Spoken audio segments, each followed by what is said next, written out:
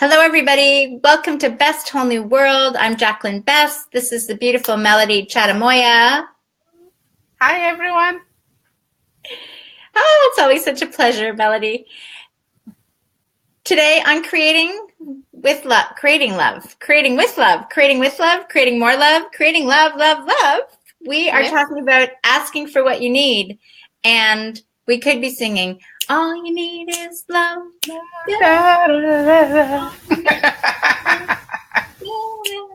I'm asking for it. There you go. I'm speaking it out. I'm calling it into being. How do we go about asking for what we need when we just feel like we're supposed to be lovable?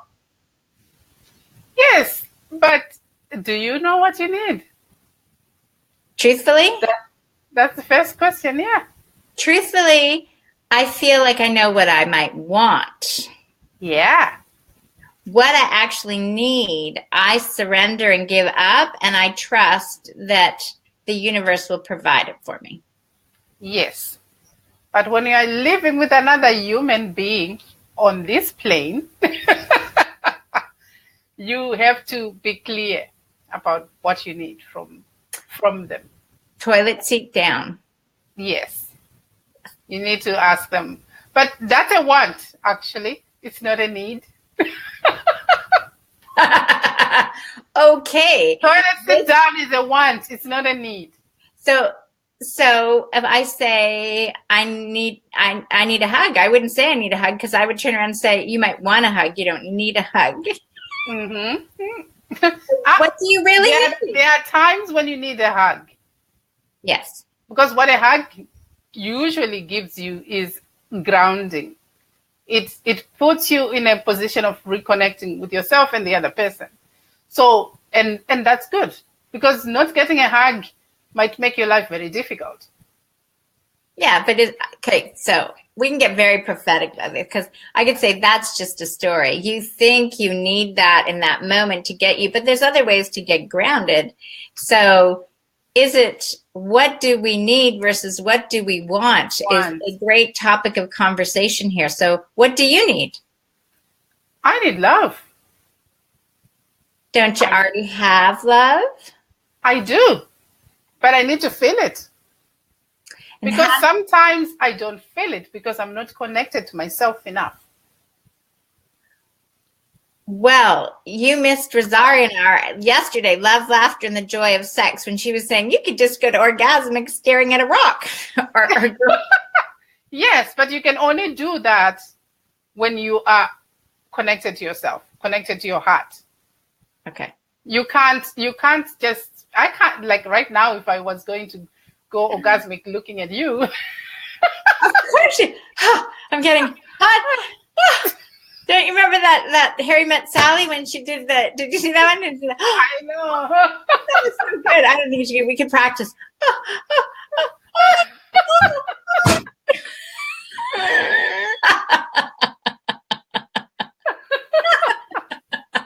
Oh my goodness.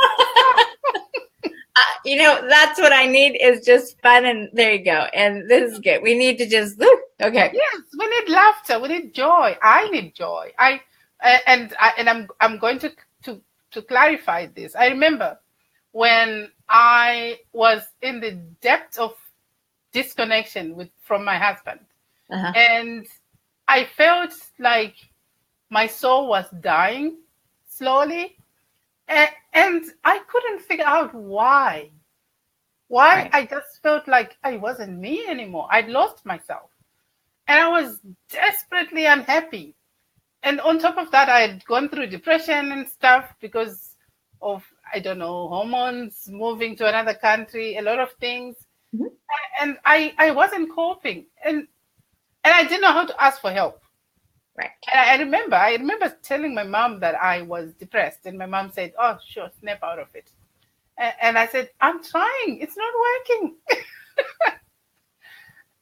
But I then started to learn how to reconnect with myself, to really know who I am, to play with myself. Mm-hmm. And playing with myself was like really looking at myself, really feeling myself, really like taking even notice of the things I was doing, good and bad and indifferent, and saying, okay, I don't want to be indifferent anymore. I don't want to be on autopilot. I want to be me. I want to be the joyful me, because that's the part I miss. I miss that person who just laughs because things are funny, or they look funny, or a child does something and I just feel like cracking up because that's who I am. I miss that. So you'd better just clarify that a little bit more, because you started out with saying, and I started playing with myself, okay? And then you went into, I need to have more joy.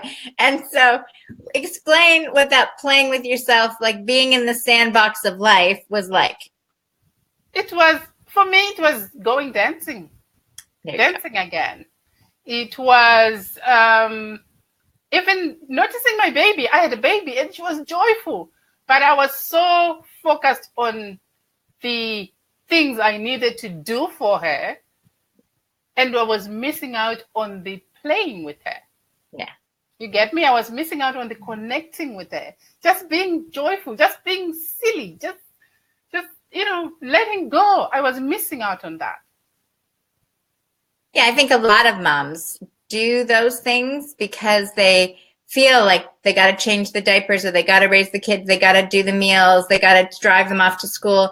And they're so focused on doing the activity that they feel their child needs, they miss the spontaneity a child has, or the sheer sense of joy that they're having, because we're in this train mode of let's just get it done, let's make it happen. If it isn't, if it's to be, it's up to me, sort of thing.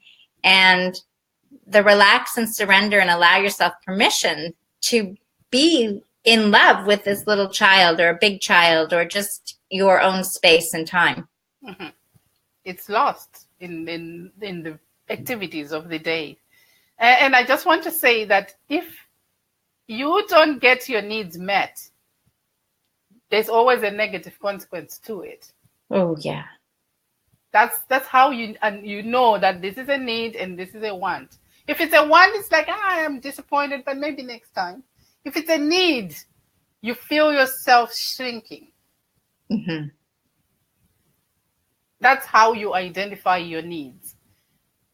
And in that shrinking, I almost feel like I can envision in the past, I would sort of, I might even smile and go, it's fine. Yes. Oh yeah. Oh, it's fine. Yeah. Oh, it's fine. It's all good. But I'm like gritting my teeth a little on the inside, and I'm shrinking, and I'm thinking, I could take you out any moment now. But I'm not going to do that because I got it all under control. Yes. Yeah. And as women, we have perfected it's fine. Yeah. We've perfected it so much that men are terrified when we say it's fine. And also they ask, some of them, right? They just ask us, what do we need? Right? They'll ask, what do you need to do? And we go, nothing.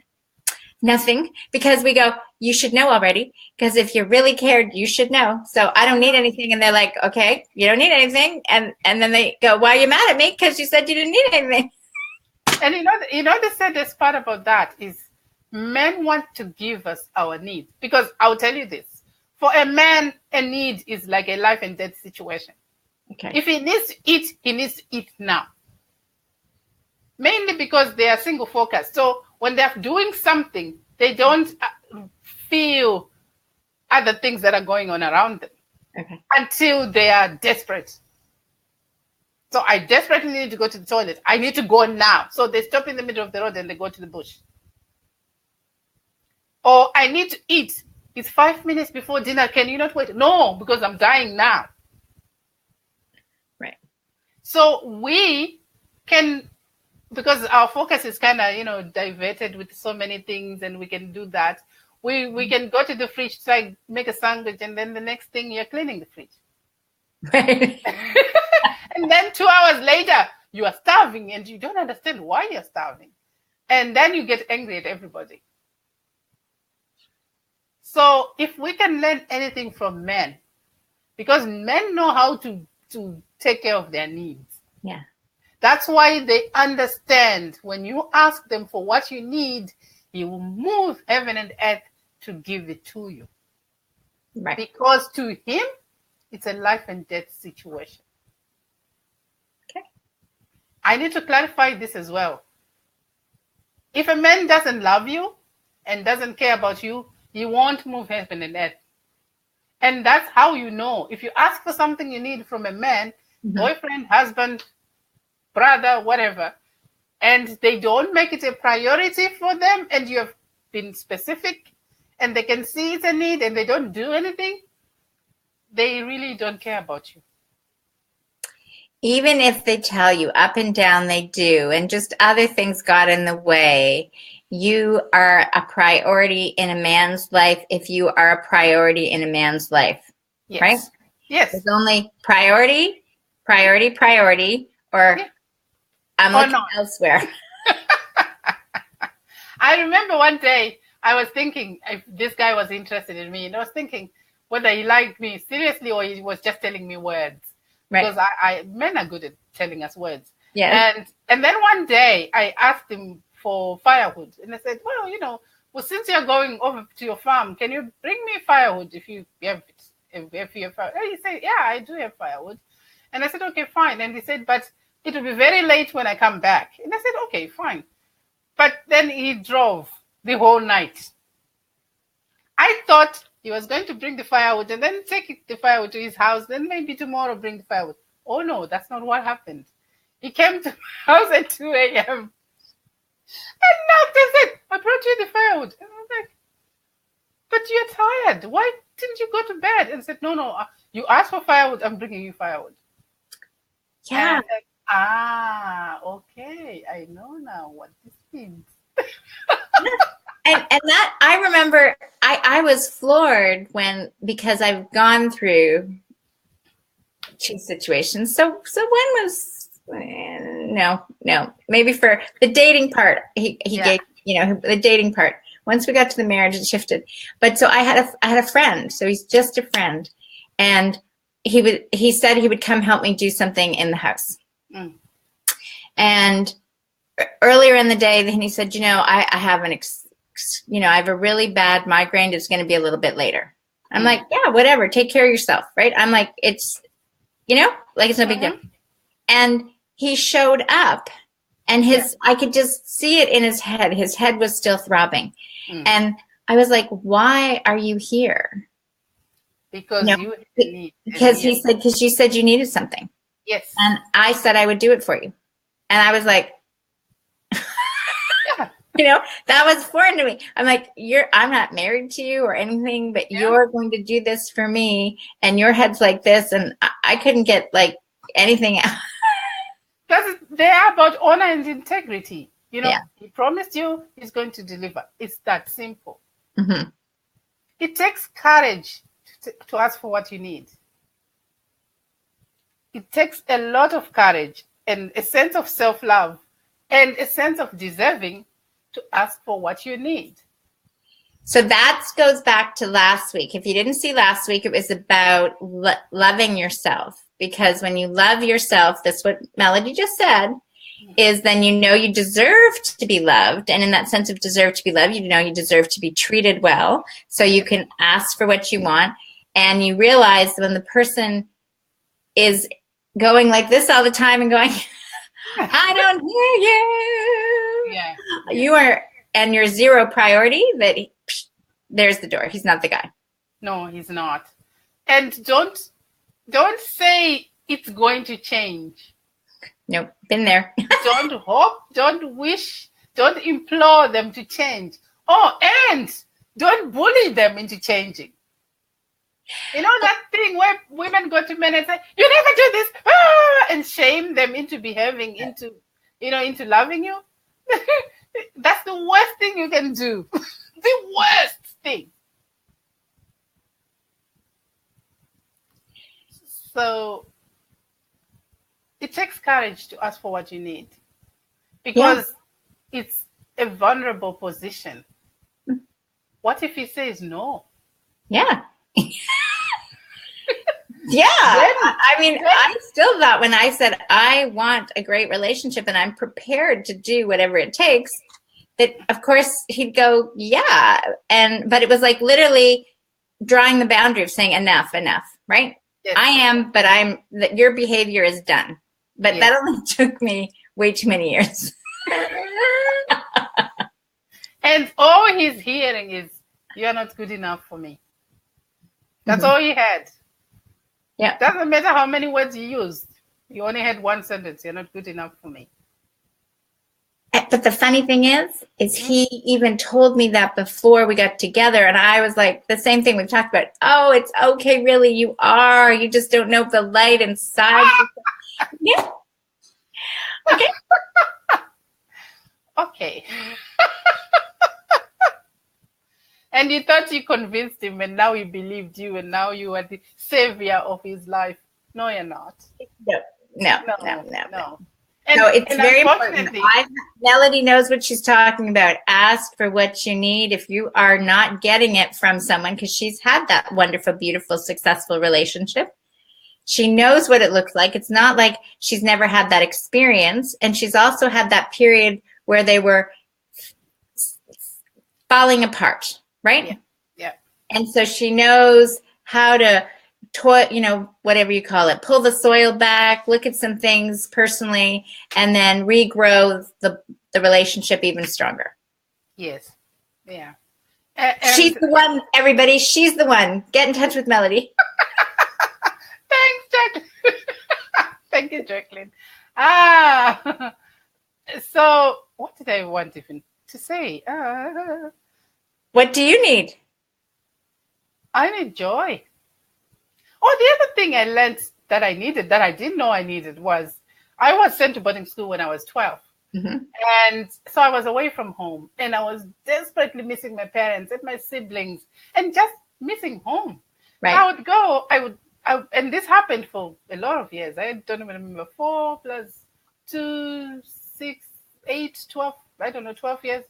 And then I got married. And now I was free. I didn't have school to hinder me. I could go home whenever I wanted. And now I was with this guy, and he had, fortunately, he didn't expect me to stay with him all the time, But I would get to a point after about 6 weeks or so where I would get catty and snipey and irritable. And then I would say, I need to go home. Mm. And Taura would say, okay, when do you want to go? I want to go this weekend. Okay, fine, let's go. So we would go home. And the moment I arrived at the gate, that moment when I saw my mom or my brother, whoever, the first person I saw, that was it. I would be fine again. I would get grounded. Then my mom would come and hug me. My dad would come and hug me, and I would be stable again. And this happened for a lot of times. It happened so frequently that my in-laws started to comment about the fact that I kept going home. I was a married woman. I was supposed to stay with my husband. And I didn't even realize this until much later, right, that I was going back to be filled, because I still had that gap because of all that separation. I needed to be filled. And that's what I need. And that's all I needed, to go back home, to get home back into me. Right. And it's such a privilege to have that opportunity to do that, because some people never get that. But for me, that was so important that now I see it as if it's a home, it has to be a home a person feels like coming back to. Right. So I feel like we just need to distinguish again between when we were talking about when you ask for what you need and somebody gives it to you because it's a priority, because they want to do it for you, versus when you're asking for what you want and he says no. Yes, and sometimes it's because the way you ask make it seem like it's a want, not a need. Because men are providers. If you are going to tell him what you need, tell him what that gives to you or what that provides for you. Yeah. And then show your gratitude, because men play for points. I've said this before. If you say, oh, thank you very much, like, sure, or you even say, okay, you finally did it. Right. He's not going to know that doing things for you is actually a good thing. At this stage in our lives, especially in our relationship with men don't know how to please us. There are so many things that we do for ourselves, or that we can do for ourselves, that when a man does it, we just say, sure, we can't, I do that for myself. So when it comes to asking for what you need, he doesn't know that if he does it for you, what does that give you? Right. And you need to make every man in your life, brother, father, whatever, understand when they do something special for you, let them know. It's like selling, okay? Yeah. But if you're just selling the features of something, they don't necessarily get it. You talk, oh, how great this car is, or whatever, blah, blah, blah, blah, blah, and you go, oh, yeah, that's pretty. But you didn't tell them the benefit is they're going to get longer mileage, and that you need. So they need to understand what we want, so they know what the benefit is. Why? Because then they'll be prepared to give it to us, because they know when it benefits us, me, you, everybody else, it benefits them because they're contributing to you who they love. Correct? Correct. I'm such a good student. Oh, you're wonderful. 5, 10 stars. 10 stars. My best teacher to asking for what I need, my best teacher was my husband. Okay. Because Taurai knew how to ask for things from me. He was excellent at it. And I could never, ever say no. I did ridiculous things because of the way I'm telling you, the way he had always points. He would tell you what it was, why it was important to him. And once a person says it's that important, and they give so much weight to it, you cannot, unless you're a devil incarnate, you can't say no. You just can't. Your heart won't allow you to. Right. One of the things that I've talked about this in other series, is that Sarah used to want to look at me, especially after dinner when I want to do dishes. And fully clothed, sitting on the sofa, everybody. Just relax. Yes, okay. And I would say, okay, why don't I wash dishes? Because I'm a multitasker. I'm a woman. I know how to do this thing. I will do the dishes, and you will stand there looking at me, and you'd say, well, I'll be looking at your side. I'll be looking at the side of your face, because you're looking at the sink. And I say, can it wait until later? No, but then you will say you're tired and you want to go to bed, and then I won't get the time I need. And I would say, and then I would try to come up with another excuse, and you say, what is more important, Melody? Me looking at my wife and admiring her, or you doing dishes? Yeah. I'm like, okay, fine. I'll sit down. What can I do? Well, it's true. It's what's more important. That is more important. We have some idea. I think that's about receiving, right? You were present to receive his love, really realize how much he loved you. And I feel like a lot of women, me, most definitely in the past, had a difficulty receiving it because we haven't done part 2 back there, which was loving ourselves. Yes. So if you don't love yourself, you can't really receive that somebody else really loves you and just wants to just sit there and look at you and doesn't care that the dishes are going to get done, wants to ensure that you're present because he doesn't want to do it when you're too tired. Just being with you. It was his form probably of meditation in that sense of connection. Probably, yes. But it was a gift for me to him. And I appreciated it, that he would take time to do that for himself. But I also appreciated the fact that he could ask for what he needed. He might have thought, it's too silly, or it's too stupid, or it must have been a very vulnerable thing for him to do, because I could have insisted, no. Yeah. I don't have time for that. No, I've got to do the dishes, and then I have to clean the house, and I got this, and do you realize what I have to do at work tomorrow? And exactly. Sitting idly so you can look at me, you can see me in bed. Yes. Yeah. When we've switched off the light, especially. So it's very important to learn sometimes from other people, right. because they give you hints of how to do. If you observe men and how they meet their own needs, you learn a lot from them. And you can, I'm not saying turn into a man. I'm not saying do it like them. I'm just saying take some of those skills and start giving yourself what you need. If you need time to chill out, chill out. Yes. If you need time to go have fun, because you're filling your tank. Right. Once you fill your tank, you can share that love that flows out of you with other people. You can share the best, most amazing, most loving, most caring person who is you, with the world, yourself, with other people. So you need to always take care of you in the context that that's the only way you can be the best person for other people, especially for mothers. Yes. I know mothers think that, driving themselves until they're nearly dropping dead is the most loving thing they can do. It's not. Looking after yourself, I'm not saying neglect your kids, but encourage your kids, involve your kids in taking care of you too. You can say, Mommy is tired right now. Can you give me 10 minutes? I just need 10 minutes. Yeah.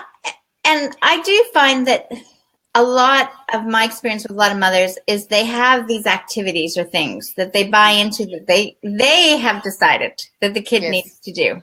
Yeah. Right?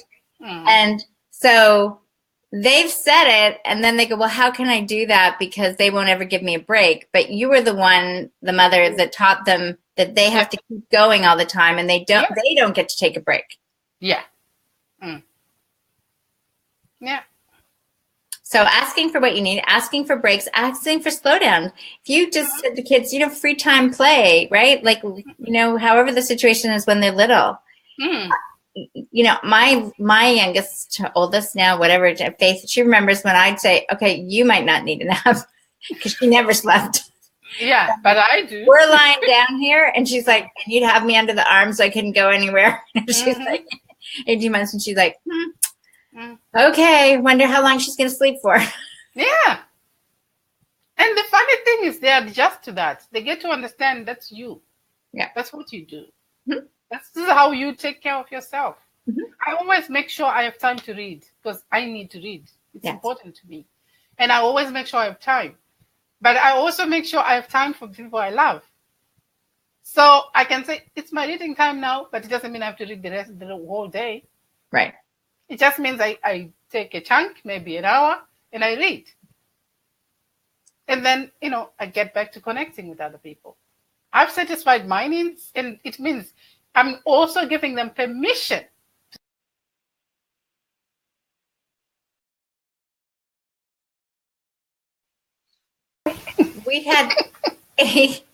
You should give them the permission to just change the whole thing all right up.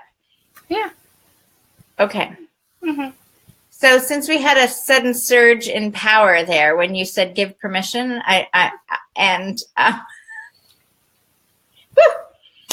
is part 4 is part 4 is opening up to receive. Yes, opening up to receive. So we touched a little bit about that today, about receiving. And just like we touched a little bit last week about what you need, because some of the conversation about what you need, we talked about even in loving yourself. So this 4-part series that we've got about creating love is just truly, if you are missing something you want to open up, it's really great to go back and listen to 1, 2, 3. Be with us next week for part 4. And then special. That's it. Go ahead, tell them. They're special, just as special. Yes, there's a special and a special bonus as well on top of the special next week. And I won't give you any details because I want you to join us and find out what it is about. But you won't believe this. It's the best Valentine's present anyone can ever get. we're doing this for Valentine's Day. That I will reveal because we're in February now. Yeah. And we just thought it would be good to have something special for Valentine's Day. That does not cost any acrimony. It's not going to cost you money. It's not going to cost you stress because he didn't buy you what you expected him to buy you. And if you need anything, tell the man what you need. Don't wait for him to read your mind. It's not going to happen. I'm not saying tell him like I want a watch or whatever, but give specific enough hints that he will get it. Or give him a list. I used to give Tara a list because I don't want people to misunderstand me. And give him 10 things. And I would know I would be happy with all those 10. Any one of them would be making me happy. But I'm an easy pleaser. I'm easy to please. I can be happy with, handhold. One of the best Valentine's presents I ever got, I have to say this, was a kiss outside the banking, whatever in Ireland. People who live in Ireland would know this. And we got off the bus. We had not been talking for ages, but we had started talking. We got off the bus. We had been chatting on the bus. And then he just grabbed me and hugged me and kissed me right there. And I couldn't believe it because I didn't believe in kissing in public. Well, neither do I, actually. But it was the best Valentine's present that I ever got. And I got many. But that was because it said we were back with each other, and it was special. That's beautiful. It doesn't have to cost money. So, I just wanted to share that. Love. It's there. You're going to tune in next week and open up to receive to more love on creating love. Yeah. It's all about love. I love you, Melody.